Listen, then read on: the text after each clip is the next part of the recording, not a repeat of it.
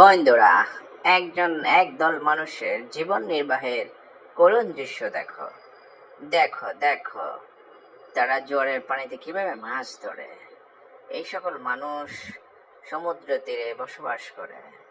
তারা এই মাছ বিক্রি করে তাদের সংসার চালায়।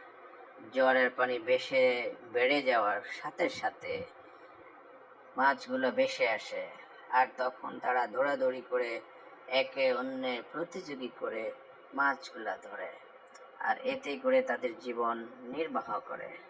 বন্ধুরা, এই মানুষগুলো মনে হচ্ছে যে এক একটি মাছ তাদের সংসার, তাদের জীবনের জন্য আশীর্বাদ স্বরূপ।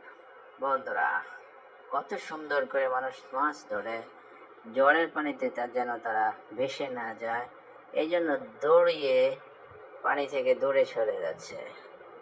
বন্ধুরা, মানুষের জীবন নির্বাহ কত রকম হতে পারে তা এই ভিডিও দেখলেই